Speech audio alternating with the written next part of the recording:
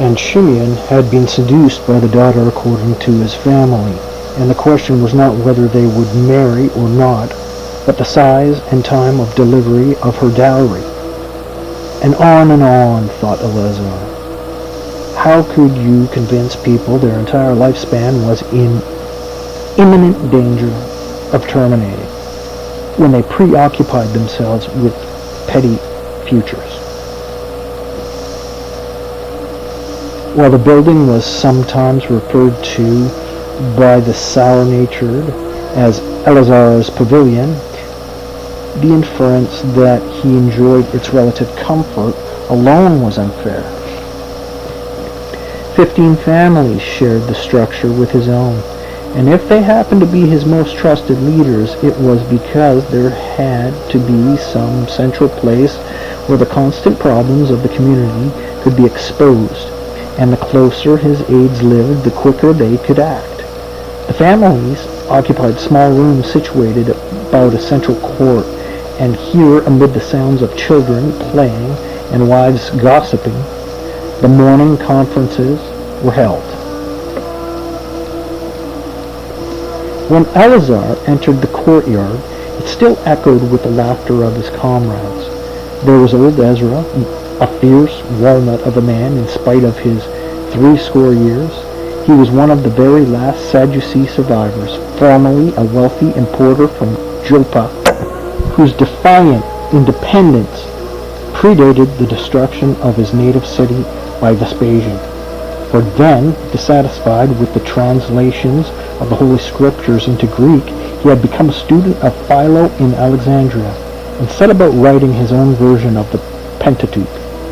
Even now he vowed to finish the work as soon as the Romans were defeated and driven from Palestine. Ezra was holding his sides and chuckling. It took 20 years off my life to see the Romans run. They will stink for a week. Eleazar had long ago decided he would not trade Ezra for 100 men. Not only was he wise and learned, but a fighter to the very last breath. He often said that he never thought about the future, since it would come soon enough. He had fathered 8 sons and 3 daughters, all save one killed by the Romans, and yet he kept his balance. Ezra's surviving son, Heth, a powerful youth of 20, now stood beside him. The pair often provided great amusement in the evenings when they wrestled with each other. A contest the son always won, or when they challenged each other in marksmanship. A contest the father always won. In the courtyard, there also awaited Alexis, a flinty, grizzled man who had been one of the very last to escape Jerusalem. He had been captured almost immediately and forced to fight in the gladiatorial games at Berytus, whence he had again managed to escape. He had been once more caught and was scheduled to fight at Caesarea Philippi, and yet, incredibly, while he was being dragged to the chains, once more escaped. This time he had managed to join the Zealots, and ever since had been fondly known as the Slippery One. Eleazar valued Alexis as his most resourceful leader.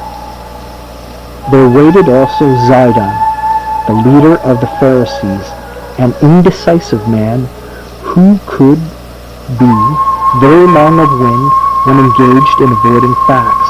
Like most Pharisees, he momentarily expected an apocalypse, and some said he looked forward to it as a final cessation of his nerve-wracking facial tic. As always these days, he was wearing his phylactery and his talith, the blue fringes placed at the corners according to the law of Moses, and it being very broad and long in the style of the Pharisees. There also waited Esau, a Sicarius, who would as soon as slay a man as spit. He was one of the few holdovers from John of Geshalah's original band of zealots in Jerusalem, and was such a sworn revolutionary that Eleazar wondered if he would ever be satisfied regardless of his success in creating turmoil. He had been one of those involved in the mock trials held in Jerusalem, where Jew tried Jew and killed his brother for the slightest deviation from the party line. Eleazar found it difficult to trust Esau, and there were times when he thought his own death might have pleased the man. But he was a skilled fighter, and a fearless example to the others. So thought Eleazar. I would continue to sleep with one eye open and throw him over the wall at the first sign of his treachery. At least Esau seemed to have mellowed a trifle since coming to Masada. Only recently he had announced his intention of taking a bribe from one of the Essene families. Had the proposal been made by any other man, Eleazar thought, he might have advised him to reconsider, but with Esau involved, he could only think such a mating must bring about the greatest contrast in the entire history of the Jewish people. Here was a villain from the streets of Jerusalem taking a bribe from a tribe of ascetics who abstained from wine, meat, and oil, and appeared content with their bread and salt spiced on gay occasions with the condiment of hyssop. No wonder they ate in silence. Esau, the former thief, would join a tribe of such moral purity they suffered agonies rather than relieve themselves on the Sabbath. Oh, Esau, how the final days of your life will be changed. There waited Javan and Kittim, sons of Temah. There waited Asher, son of Joktan, and Nimrod, son of Abram. All of these were Eleazar's counselors, and to each of them he gave a greeting. Then they gathered around him and sat on the steps of the courtyard, as was their custom. Hillel, the young priest, blessed their meeting, and even before he had finished, Alexis rose to speak. Oh, we have had a good laugh at the expense of the Romans. Oh, yes. But I say we would have done better to drop the pair of them with as many arrows. Our dung will not destroy Romans or make them go away. He turned to Eleazar and shook his fist at him. If you had given me leave, 2 important Romans would be dead at this moment. Ezra interrupted by waving his hand lazily. He asked, how do we know they were important? They could have been some kind of a trap conceived by Silva. If they were really important, he would not expose them so. I could have put a bolt through Silva himself, Alexis grumbled. At that distance, I'm sure of it. Eleazar decided against rising because he wanted to save physical dominance for later challenges that might be more serious. He simply raised his hand for attention, then took his time. Very well, Alexis. We kill Silva and a few of his aides. Do you believe the Romans would not replace Silva with another man who would then have good reason to refuse to listen to our words? For a moment's satisfaction, we would have lost our opportunity to send down Dread. Very important Dread. Will you not agree to that, old Ezra? Dread is the beginning of fear, and if God will grant us a truly hot day soon and augment it with a torching wind, then Silva may have a mutiny on his hands. It would not be the first time it has happened in the legions. Do you agree that is all so, Alexis? I may agree there have been mutinies, but not in the 10th Legion. We are cursed with elite troops, and I know them better than any of you. Oh, I say that we do too much talking and not enough fighting. I say we sit up here like a gaggle of geese and wait for the farmers to come wring our necks. What exactly would you have us do? Eleazar asked. Here, of course, was the snarl in the line. If you would keep a weapon sharp, you must occasionally put it to the stone. And if you would keep a fighter keen, then you must occasionally let him smell blood. The Romans had provided no such opportunity. Silva, may he roast in hell after he has fried here, keeps his legionaries in check and out of range, Eleazar said patiently. Obviously, they are not permitted even minor forays or night raids. They are concentrated on the circumvallation with the ramp. Nothing else counts. When Alexis had been recaptured the second time, one of the Romans beat him with the very chains intended to restrain him. The action had cost Alexis most of his teeth, which gave him an aged look far beyond his years. Yet he had been able to make light of the physical blemish ever since he discovered that by pursing his lips in a certain way, he could make a whistling sound that was exactly like the hoot of an owl. Alexis made this sound now, as he frequently did when impatient with himself or others. Then he said, I, for one, do not intend to wait here like an old woman for the Romans to slit my throat. He scratched at the folds of his skin and that hung like a lizard's beneath his throat. And Eleazar saw several others instinctively repeat the gesture. Oh, I say to all of you, we should slip down the serpent path at night. 10 good men are all I need, and by morning I will deliver the heads of 50 Romans. Esau, the Sicarius, laughed and said, Then we could heave them back down to rejoin their carcasses. Ashur, son of Jochim, said, Why bother hauling them all the way up? Heads are heavy. Hillel the priest said, God does not like thy savage words. No one paid him the slightest heed. Eleazar studied the palms of his great hands and sighed. Sometimes I feel I'm sailing a boat before a very strong wind, and the boat is moving much too fast. If I keep all the sail, then we will soon pile up on the reef ahead. But if I lower the sail, a wave will overcome us and sink the boat. Now, he paused to be assured of their full attention. Let us suppose, Alexis, that you are extremely lucky and manage to enter one of the camps without alarming the guard. What then? Slip into one of the tents and use our Sicarii knives as they were intended? And then you slip quickly away and run back up here? Is that the idea? Yes. Oh, you are beginning to see things my way. Alexis, I have seen things thy way all along. I also find this waiting intolerable. But not quite when I remember how badly I need you and the man who would go with you on such an expedition. The Romans sleep 6 men to a tent. Do you suppose all 6 are going to lie quietly while you find their throats in the dark? It takes only one to give the alarm, and there you are, all of you, spread out on crosses the next morning. And we have to look at you and smell you until you finally run away. Oh, I say no. I intend to preserve you for the day of the Romans stand at the top of the ramp, and you may die then quite as readily as the rest of us. Alexis considered Eleazar's words for a moment, and then made his owl whistle to indicate that he was still dissatisfied. Well then, what about the ramp? We watch it grow and do absolutely nothing. What would you have us do? Eleazar asked carefully.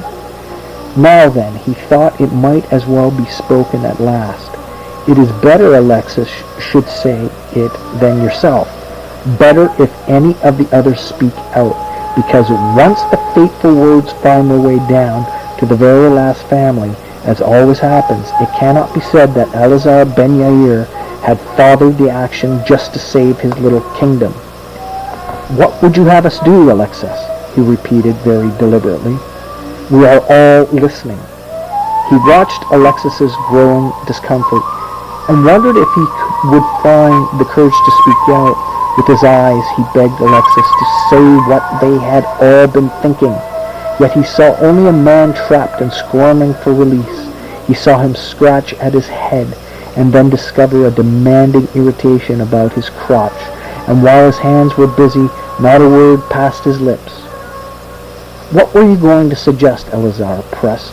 Do you need all morning to find your tongue? He saw Alexis' eyes frantically searching the faces around him. Suddenly now he was not Alexis the fierce and slippery one, but only a badly battered little Jew seeking some near place to hide. At last old Ezra broke the tension with a mighty grunting, and clearing his throat, he pushed himself to his feet and stood caressing his beard for so long, Eleazar wondered if he too had found it impossible to speak his mind. "Praise be to God," he said finally. And Eleazar thought Moses must have carried the same air of considerable dignity about him. "We must now emerge from our rat holes and face the truth. The ramp is not being built by Romans, but by Jews. We are all related to someone down there. We have oil aplenty to boil them and stones to crush them. It must be done. Even the Romans cannot force the dead to work." During the long silence that followed, Ezra gathered his robe about his legs and sat down. He closed his eyes and muttered a prayer and seemed to have forgotten the others. Zidon, leader of the Pharisees, said uncertainly, "The Romans have brought more than 15,000 Jews for the labor. Let us be practical about this. We cannot kill them all." "We can and we should," Alexis snorted. Hillel the priest shook his head emphatically. "You would kill 15,000 to protect less than 1,000? May God help you." "Stop begging God for help," Alexis answered. He held his arms wide and announced, "God is our trouble and always has been. Pray, be good, love thy neighbor, kill not, covet not, be meek, let thy camel shit on you." If God cared, he would stop the noise we hear right now, the same noise we hear every night and every day, stone against stone, grinding and thumping, and every day louder. Oh, I say we stop that sound today. Now Zidon rose and toyed with the great wart that blossomed from his eyelid, and in so doing nearly covered his eyes with his hand so that he could easily avoid looking directly at the others, and he said in his plodding way, "I listened to the Romans, and while they spoke I considered my children and your children, and how they will be killed if we continue to fight, and how they might live if we give ourselves up to silver." Esau jumped to his feet and seized Zidon by the neck. "You bilious old windbag," he screamed. "You squat when you piss." Ezra and his son hath pulled Esau away while there was still breath in Zidon. They held him firmly until his rage subsided. "Let Zidon speak," Eleazar said, as coolly as he could manage. Now he would know for the first time how many of his council held secret to the thought of surrender. Zidon's eyes darted fearfully from one man to another as he moved further away from Esau and rubbed at his neck. Eleazar watched him in fascination, uncertain whether it would be better to cut him down now, wait until he could be caught alone, or simply hope that his own words would crucify him. He reached instinctively for the short Sakaris dagger at his side. His impulse was to rush Zidon now. "Well, Zidon, we are listening. If we go down to the Romans—" "Kill him," Esau cried, lunging forward again, but Ezra and Heth restrained him. "If we go down to the Romans, we can avoid another Mount Tabor, another Gamala. Need I remind you how Vespasian and also Titus offered the defenders their lives if they would surrender? And they would not. And the Romans hurled the children of those people from the walls. Are you prepared to see this? Titus offered to spare the temple, and we would not listen. And the temple is no more. The Romans want us. They will put us in slavery, but we will live, and our children will live." "Cut out his tongue," Esau shouted, and the police set all the others talking at once. Esau and Javan and Kittim seemed undecided, while Asher, Nimrod, and Hillel, the priests, said in various ways that perhaps Zidon was taking the sensible view. Then Eleazar's voice rang out above all the others. Silence! It was a voice that had defied so many storms. It cut through the babel like a shaft of lightning, and for a moment there was not a sound in the courtyard. Even the women and children were affected by Eleazar's single word. There was a ghostly quiet while Eleazar regained his patience. He placed his big fist against his sword belt, and his stance was that of a seaman balancing himself against a hard wind. How very servile are your memories to fear. Some of you have apparently forgotten the forgiving ways of Titus when Jerusalem fell. Let me remind you how all of the aged and infirm were the first to be butchered. Let me remind you how all of the leaders who were caught here first scourged and then crucified. Have you really forgotten how all under 17 years of age were taken to Rome as decorations for Titus's triumph? We can only guess what has happened to them. Some of you, whose memories do not lack so badly, may remember how all Jews over 17 left alive were put in chains and shipped off to the mines in Egypt. I wonder how many of those people are alive this morning. Repeat to yourselves, if you dare, the names of Lydda and Jamnia, and what Vespasian did to those places, and Emmaus, and Bethlehem, and Bataris, and Caphateros, and Idumea, where Vespasian slew 10,000 of our kind. Tell me now, do you deny such deeds show the sweetness of Roman mercy? Eleazar paused and studied his listeners. Their mood was obviously changed. I must anchor this down now, he thought, so that it will never rise again. But let us suppose that certain individuals are very lucky, and some Romans fancies you as a personal slave. And suppose someday you band together with the intention of killing your master and escaping. Are you aware it is Roman law that if one slave should kill his master, all his slaves, obedient or not, must die? Zidon said, I still believe as long as they need us, they will not kill us. And I think of our children. Eleazar speaks of the long ago. The war has been over more than 2 years. We are the only people who do not know it. Oh, I say we must not let fanatics lead what is left of us to unnecessary death, as did Simon Bar-Giora and John of Gishgala, who would not listen to the Romans or even to each other. Believe me, there are those who will make easy sacrifice to their hunger for power, and that offering is our blood. Oh, I thank you if we go down peacefully to the Romans, then why should they kill us or our children when they already have countless thousands of Jews easy to hand, any of whom they could kill if they please? These are, or should be, days of peace. Let us tell ourselves that though the state may end, the spirit continues for 1,000 years. Let us accept peace and live. Now, thought Eleazar, it is too late. I should have slipped my blade into his robes or let Esau at him. Now that tricky moment when anything I might do would be approved as past, and Zidon stands there pulling at his wart and making himself the image of wisdom by his visions of security.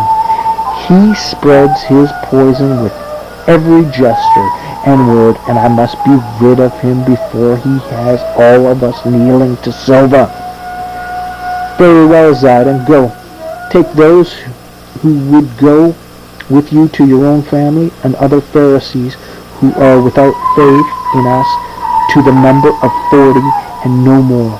I bid you I bid you farewell now, because I never expect to see you alive again." Eleazar turned and started towards his quarters.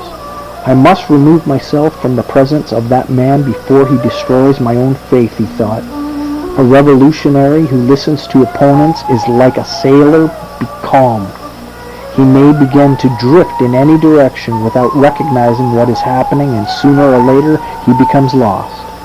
Old Ezra moved quickly after him and came to his side. "You are discouraged, son," he said. "Do not let Zidon quench your fire. The man is a dangerous fool. We cannot tolerate his kind. I am going with him." "Jew!" Eleazar halted abruptly. "But you are my iron fist. I cannot fight without you. Surely you don't believe that vomit about the Romans needing you?" "Of course not. But I am an old man and quite ready to die. Here I can only fight as one more man, and I promise you my appearance of strength is a fraud. I am rotten inside, and my bones are nearly petrified. I tire so quickly that minutes after the first assault I would be useless to you. But now I have thought of a scheme that suits me as it does no other on Masada. I will complement our strongest weapon, in my opinion, of our only one, our only chance to survive. The heat and mutiny. The Romans must be told what it is like to live below the level of the sea when the heat comes, how the heavy atmosphere will press them into the sand. I will make some terrible prophecies.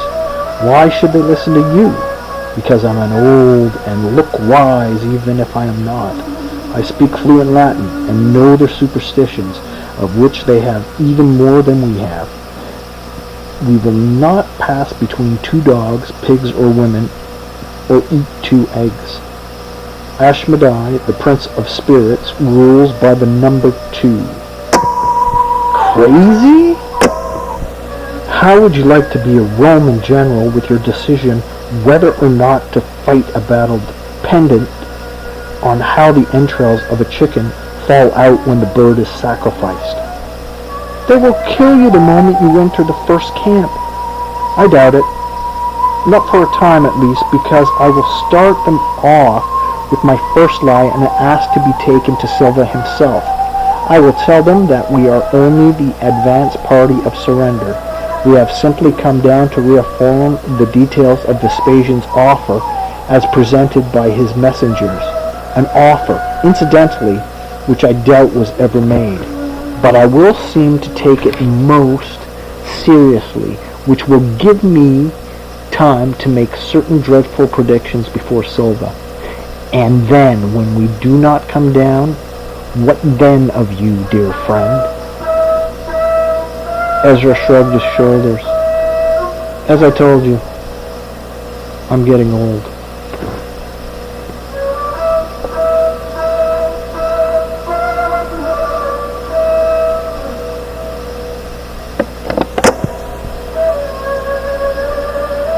Chapter 3.